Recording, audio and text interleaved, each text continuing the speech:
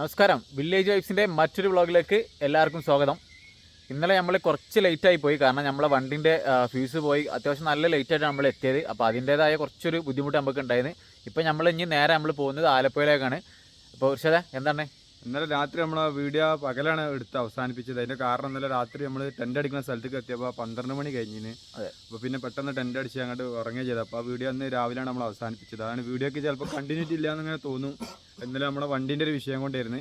ഇപ്പോൾ നമ്മൾ ഉള്ളത് മൂന്നാർ ബേസൻ വാലിയിലാണ്. ഇവിടെ നമ്മൾ ആലപ്പുഴ പോവുകയാണ്. അപ്പോൾ ആലപ്പുഴ പോണ വഴിയൊന്നും നമ്മൾ ഷൂട്ട് ചെയ്യൂല. അവിടെ എത്തിയിട്ട് ആലപ്പുഴത്തെ കാഴ്ചയിൽ കാണാം. അങ്ങനെ നമ്മൾ ആലപ്പുഴ, പത്തനംതിട്ട, അങ്ങനെ വാഗമണ്, അങ്ങനെ പിന്നെ നമ്മൾ തമിഴ്നാട്ടിലേക്ക് വീണ്ടും പ്രവേശിക്കും.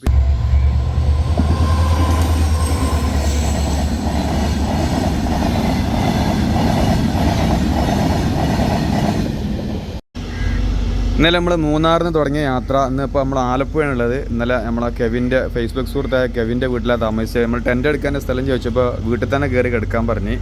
ഇതാണ് കെവിൻ്റെ വീട്. ഇതാ ഒരു അച്ഛന്. നിങ്ങൾ പേരെന്തായിരുന്നു? തങ്കച്ചൻ. ഇതാ കാജ രാവിലെ തന്നെ പുട്ടും പായ അടിക്കുകയാണ്. കെവിൻ ഇവിടെ അല്ല, കോയമ്പത്തൂരാണ്. എൻ്റെ അമ്മ ഇവിടെ ഉണ്ട്. ഇതാണ് കെവിൻ്റെ അമ്മ. രാവിലെ തന്നെ നമുക്ക് പുട്ടും പായൊക്കെ ഉണ്ടാക്കി തന്നിട്ടുണ്ട്. ഇനി ഇവിടുത്തെ ചായ കുടിച്ചിട്ട് ഇവിടുത്തെ കാഴ്ചകൾ കാണാൻ വേണ്ടി ഇറങ്ങാൻ നിൽക്കുകയാണ്. നമ്മളിതാ ആലപ്പുഴ ബീച്ചിലുണ്ട്. ഇപ്പോൾ കുറച്ചവിടെ വണ്ടി നിർത്തിയിട്ടുണ്ട്. നമ്മളിങ്ങനെ ജസ്റ്റ് നമ്മളെ നടപ്പാലൊക്കെ അവിടെ ബാക്കിലുണ്ട്. നമ്മളിത് ആലപ്പുഴ ജസ്റ്റ് അത്യാവശ്യം നല്ല വെയിലൊക്കെ ഉണ്ട്, ആളുകളും കുറവാണ്.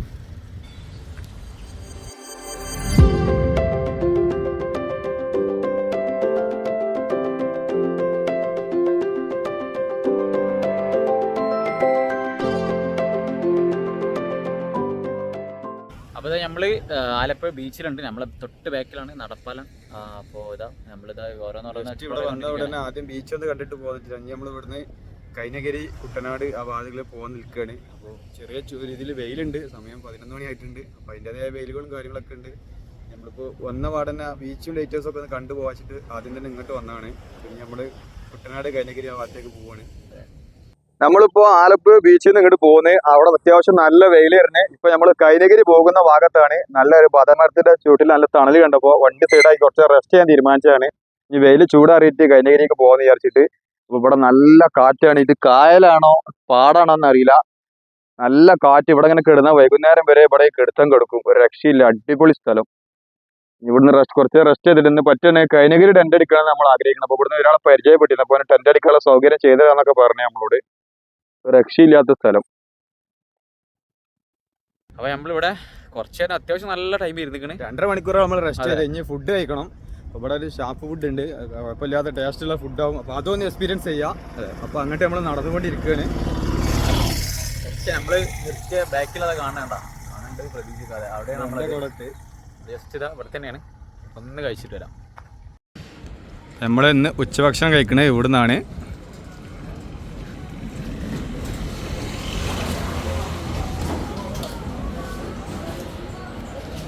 അപ്പോൾ അതാ നമ്മളെ ഫുഡ് എത്തിയിട്ടുണ്ട്. ചോറാണ് പറഞ്ഞത്. ബാക്കി നമ്മൾ സ്പെഷ്യൽ പറഞ്ഞിട്ടുണ്ട്, എത്തിയിട്ടില്ല. എത്തും. അതെ, കറച്ചി വന്നിട്ടുണ്ട്. നല്ല കക്കയിറച്ചി കൂട്ടിയിട്ട് വെച്ചിട്ടുണ്ട്.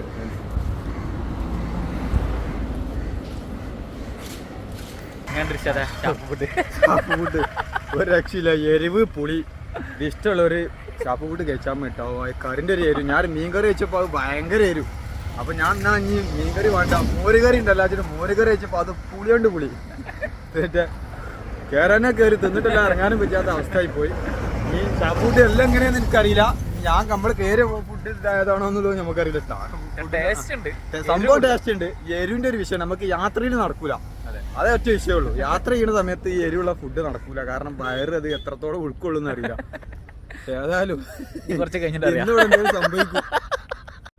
അങ്ങനെ നമ്മൾ ഫുഡൊക്കെ കഴിച്ച് കൈനഗിരി ലക്ഷ്യമാക്കി യാത്ര തുടർന്നു കൊണ്ടിരിക്കുകയാണ്. എന്താ റിക്ഷ ആക്രിയൊക്കെ പെറുക്കണ വണ്ടിയാന്ന് തോന്നുന്നത്. ആക്രി പെറുക്കല്ല, പെറുക്കിയിട്ട് ഇട്ടിട്ട് കൊണ്ടുപോകണ വണ്ടി.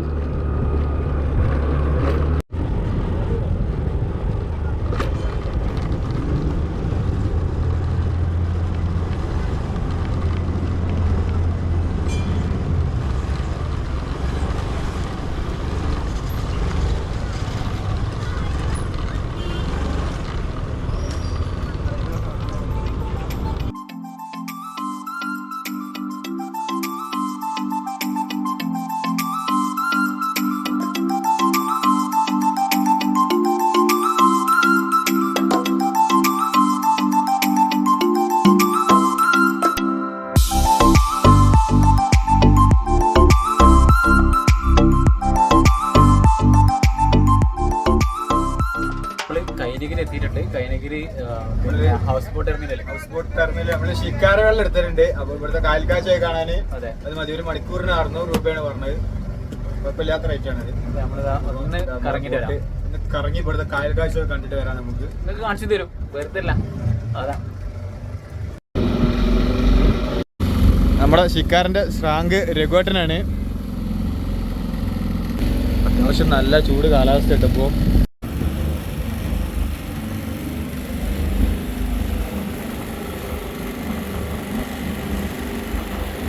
അപ്പോൾ നമ്മളോട് ചേട്ടൻ ചോദിച്ചു നിങ്ങൾക്ക് കായലിൽ പോകണോ അതോ ചെറിയ തോട് കയറി പോകണമെന്ന്. കായൽ കാഴ്ചയൊക്കെ നമ്മൾ ഒരുപാട് കണ്ടതാണ്. നമുക്ക് ചെറിയ തോട് കയറി പോയാൽ മതി എന്ന് പറഞ്ഞ്.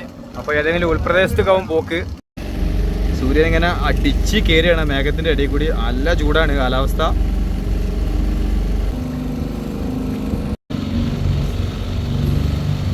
അങ്ങനെ ചെറിയ തോട്ടിലേക്ക് പ്രവേശിച്ചിട്ടുണ്ട്.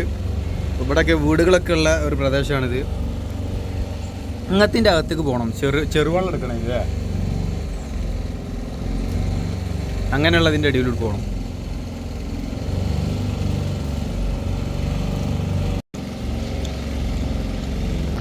തോടിൻ്റെ സൈഡിൽ ഇരുന്നിട്ട് ആളുകൾ മീൻ പിടിക്കുന്നുണ്ട്.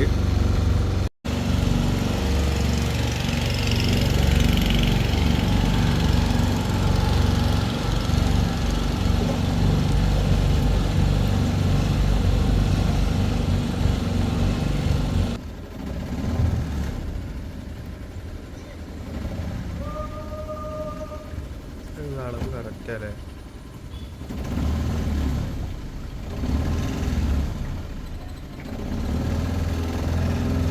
പോണൊക്കെ ഇപ്പൊ തട്ടിയില്ലാതുള്ള ഐറ്റിലാ പോണേ.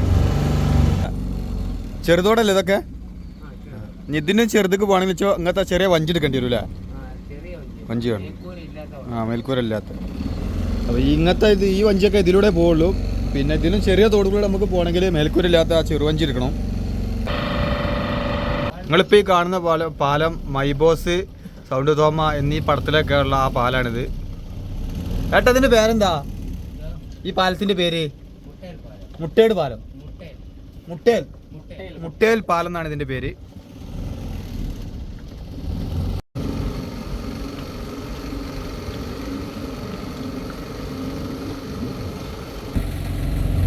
നമ്മളിതാ ഷിക്കാറിലൊക്കെ പോയെന്ന് രഘുവട്ട ഇവിടെ ഉണ്ട്. അപ്പോൾ നമ്മളിങ്ങനെ സംസാരിച്ച സമയത്താണ് പറഞ്ഞത് ഇവിടുത്തെ വെള്ളത്തിൻ്റെ ഒരു ബുദ്ധിമുട്ട്.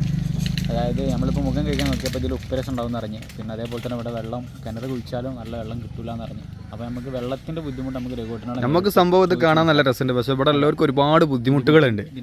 രഘുവട്ടം പറഞ്ഞു ഇവിടുത്തെ വെള്ളത്തിൻ്റെ വിഷയത്തിന് വേണ്ടിയിട്ട് മാത്രമാണ് ഞങ്ങളുടെ ഏറ്റവും കൂടുതൽ കഷ്ടപ്പെടുന്നത്. കുടിവെള്ളം എന്ന് പറയുന്നത് ഇല്ല. കുട്ടനാട്ടിൽ നിന്ന് നിറച്ച് വെള്ളമാണെന്ന് പറഞ്ഞിട്ട് ഒരു കാര്യമില്ല. വെള്ളം ഇപ്പം ഷട്ടർ വരുന്ന കാരണം ഉപ്പ് തന്നെയല്ല, വെള്ളം മൊത്തം അഴുക്കായിട്ട് കവാ എഴുകാൻ പോലും പറ്റുകയില്ലാത്ത കണ്ടീഷനിലാണ് വെള്ളം. പിന്നെ കുടിവെള്ളം എന്ന് പറയുന്നത് സർക്കാരിൻ്റെ പൈപ്പെല്ലാം പോയി. ഇപ്പം പഞ്ചായത്ത് മുഖേന വേറെ വള്ളത്തെ ടാങ്ക് വെച്ച് അടിച്ചു കൊടുത്തിരുന്നുണ്ട്. അതും ആഴ്ചയിൽ 1-2 പ്രാവശ്യം കിട്ടിയിട്ടില്ല. റേഷൻ കണക്കാനാണ് കിട്ടുന്നത് വെള്ളം. ഞങ്ങളിപ്പോൾ ഒന്ന് മുഖം കഴിക്കാൻ വേണ്ടി നോക്കിയപ്പോൾ നല്ല വെള്ളം. ഈ വെള്ളത്തിനാണ് ഉപ്പ് രുചി. അപ്പോൾ വെള്ളം ചോദിച്ചാൽ വെള്ളത്തിൻ്റെ വിഷയം അതാണ്. ഇവിടെ കിണർ വെച്ചിട്ട് കാര്യമില്ല. കുടിക്കാനായിട്ട് 20ൻ്റെ കുപ്പി വെള്ളം, 1 രൂപയ്ക്ക് 1 ലിറ്റർ വെള്ളം, 20 ലിറ്ററിൻ്റെ കുപ്പി വെള്ളം വാങ്ങിച്ചാണ് വീട്ടിൽ കുടിക്കാനൊക്കെ ഉപയോഗിക്കുന്നത്. ഡെയിലി വേണമല്ലേ? അപ്പോൾ ഒരു ഭക്ഷണമൊക്കെ ഉണ്ടാക്കണമെങ്കിൽ ഈ വെള്ളത്തിൽ പറ്റുമല്ലോ. ഭക്ഷണമൊക്കെ ഉണ്ടാക്കണമെങ്കിൽ ഈ വെള്ളത്തിൽ പറ്റില്ല. പിന്നെ അപ്പോൾ അതൊക്കെ 20 ലിറ്ററിൻ്റെ ആ വെള്ളം ഉപയോഗിക്കും. ഇല്ല, അത് മറ്റൊരു കൊണ്ടുവരുന്ന സർക്കാർ പഞ്ചായത്തിൽ നിന്ന് പൈപ്പ് പിന്നെ വെള്ളത്തെ കൊണ്ടുവരുന്ന വെള്ളം അതെടുത്ത് അത് കുറച്ച് അതൊരു കണക്കിനെ തരുവുള്ളൂ.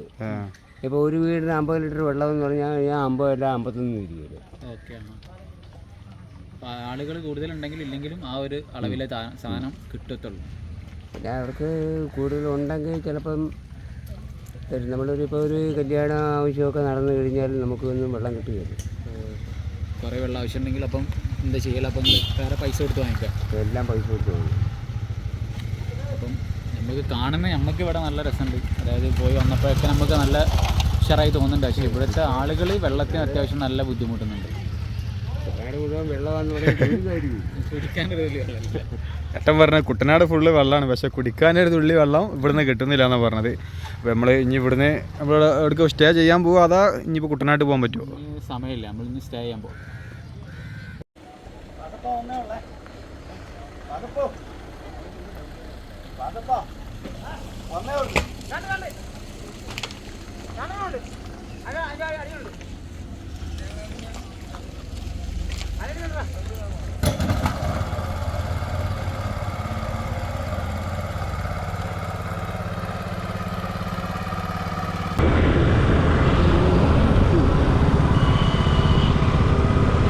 നമ്മള് കൈനഗിരിയിലെ കാഴ്ചകളൊക്കെ കണ്ട് കൈനഗിരിയിൽ വെച്ചിട്ട് പരിചയപ്പെട്ടാണ് അശ്വിന്. അപ്പൊ ഇന്ന് താമസിക്കാന് അവന്റെ വീട്ടിലേക്ക് വരാൻ പറഞ്ഞാണ്. അപ്പൊ നമ്മളിപ്പോ ഇന്ന് അശ്വിന്റെ ആലപ്പുഴയുള്ള തൂക്കുളം എന്ന് പറഞ്ഞ സ്ഥലത്ത് അവന്റെ വീട്ടിലാണ് നമ്മൾ താമസിക്കുന്നത്. അപ്പൊ ഇനി നാളെ ഇവിടുന്ന് കയാക്കിങ്ങിനൊക്കെ പോകണ്ട്.